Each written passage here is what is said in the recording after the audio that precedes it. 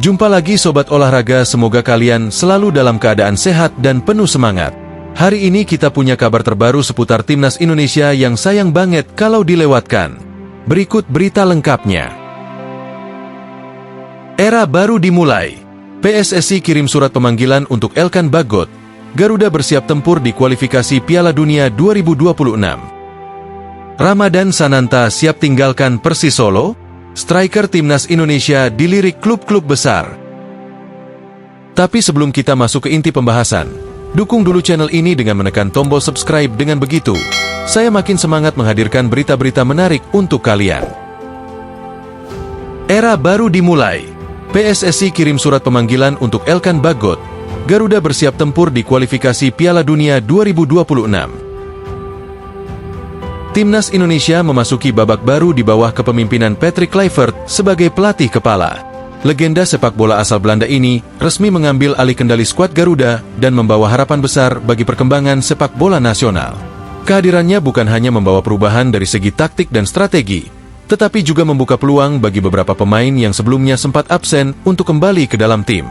Salah satu nama yang paling disorot adalah Elkan Bagot. Bek jangkung ini terakhir kali membela Timnas Indonesia di Piala Asia 2023, tetapi sejak itu, ia belum kembali memperkuat Garuda karena berbagai alasan. Salah satunya adalah absennya dalam pemanggilan Timnas U23 untuk playoff Olimpiade Paris 2024, yang sempat menimbulkan ketegangan dengan pelatih sebelumnya, Shin Tae-yong. Kini, dengan pergantian pelatih dan visi baru yang dibawa Kluivert, PSSI akhirnya mulai bergerak. Surat pemanggilan resmi telah dikirimkan ke klub Elkan, Blackpool FC, dengan harapan sang pemain bisa kembali mengenakan seragam merah putih di laga kualifikasi Piala Dunia 2026 zona Asia. Bukan hanya Elkan, Sadil Ramdhani juga masuk radar pemanggilan. Selain Elkan Bagot, Sadil Ramdhani juga dikabarkan menjadi salah satu pemain yang berpotensi kembali ke Timnas Indonesia. Pemain lincah yang dikenal dengan kecepatannya ini memang sudah cukup lama tidak tampil bersama Garuda. Namun, dengan pendekatan yang lebih segar dari Patrick Kluivert, peluangnya untuk kembali mendapatkan tempat di tim utama semakin terbuka. Sadil sebelumnya sempat menghadapi berbagai kendala, baik karena faktor kebugaran maupun permasalahan administratif dengan klubnya. Namun, dengan era baru yang sedang dimulai, PSSI berusaha memastikan bahwa semua pemain terbaik bisa hadir untuk memperkuat tim nasional. Ketua PSSI, Erick Thohir, menegaskan bahwa kehadiran Patrick Kluivert adalah bagian dari upaya besar dalam membangun fondasi kuat bagi sepak bola Indonesia. Ia berharap dengan pendekatan yang berbeda dari pelatih baru ini, Timnas Indonesia bisa tampil lebih kompetitif di level internasional. Jadwal padat menanti, Garuda hadapi laga krusial. Setelah proses pemanggilan pemain selesai, Timnas Indonesia akan menghadapi serangkaian laga berat dalam putaran ketiga kualifikasi Piala Dunia 2026 zona Asia. Berikut jadwal penting yang sudah menanti skuad Garuda. 20 Maret 2025, Australia versus Indonesia, Sydney Football Stadium, Australia. 25 Maret 2025, Indonesia versus Bahrain, Stadion Utama Gelora Bung Karno, Jakarta. Laga melawan Australia di Sydney akan menjadi ujian pertama bagi Timnas Indonesia di era Patrick Kluivert. Skuad Garuda harus menghadapi tantangan besar karena Australia merupakan salah satu tim terbaik di Asia dan memiliki banyak pemain yang merumput di Eropa. Setelah itu, Indonesia akan kembali ke tanah air untuk menjamu Bahrain. Pertandingan ini menjadi kesempatan emas bagi Timnas untuk meraih 3 poin penting di hadapan para pendukungnya di SUGBK. Tak hanya itu, pada bulan Juni, Timnas Indonesia akan menghadapi 2 laga penentuan lainnya di grup. 5 Juni 2025, Indonesia versus China. 10 Juni 2025, Indonesia versus Jepang. 2 pertandingan ini akan sangat menentukan apakah Indonesia bisa melangkah ke putaran selanjutnya atau harus berjuang melalui jalur playoff.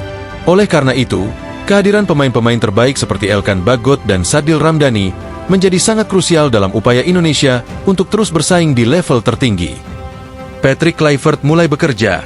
Suporter berharap perubahan nyata. Para suporter tentu menaruh harapan besar pada mantan pemain Barcelona ini, mengingat rekam jejaknya yang luar biasa di dunia sepak bola. Banyak yang berharap bahwa di bawah kepemimpinan Kluivert, Timnas Indonesia bisa lebih disiplin, lebih tajam dalam serangan, dan lebih solid di lini pertahanan. Dengan kombinasi pemain muda berbakat, pemain keturunan yang telah dinaturalisasi, serta strategi yang lebih matang, Garuda bisa menjadi kekuatan baru di Asia. Saat ini, semua mata tertuju pada bagaimana Kluivert akan membangun tim. Apakah ia akan membawa filosofi menyerang ala Belanda, atau lebih fokus pada pertahanan yang kuat? Satu hal yang pasti, perjalanan baru timnas Indonesia telah dimulai. Dengan kebijakan baru PSSI, kehadiran pelatih kelas dunia, serta kembalinya pemain-pemain penting, harapan untuk membawa Garuda lebih jauh di pentas internasional semakin besar. Kini, publik sepak bola Indonesia menanti kabar baik. Apakah Elkan Bagot akan benar-benar bergabung? Bagaimana keputusan Sadil Ramdhani? Semua pertanyaan ini akan segera terjawab dalam waktu dekat. Ramadan Sananta siap tinggalkan Persis Solo? Striker timnas Indonesia dilirik klub-klub besar. Kabar besar datang dari Ramadan Sananta. Striker muda andalan timnas Indonesia ini dikabarkan tengah mempertimbangkan masa depannya di Persis Solo dan berpeluang melanjutkan karir di luar negeri. Bahkan, klubnya disebut sudah memberi lampu hijau jika sang pemain ingin mencari tantangan baru. Namun, di tengah rumor ketertarikannya dengan tim luar negeri, muncul pula kemungkinan Sananta akan tetap bermain di Liga 1 Indonesia. Beberapa klub besar, termasuk PSM Makassar dan Persebaya Surabaya, disebut-sebut siap bersaing mendapatkan jasanya pada bursa transfer mendatang. Sananta bisa kembali ke PSM Makassar? Nama Ramadan Sananta tidak bisa dilepaskan dari PSM Makassar. Striker asal Kepulauan Riau ini pernah membela Juku Eja pada musim 2022 dan langsung menjadi pemain kunci dalam keberhasilan PSM meraih gelar juara Liga 1. Selama membela PSM, Sananta tampil gemilang dengan mencetak 11 gol dalam 24 pertandingan, menjadikannya top skor klub saat itu.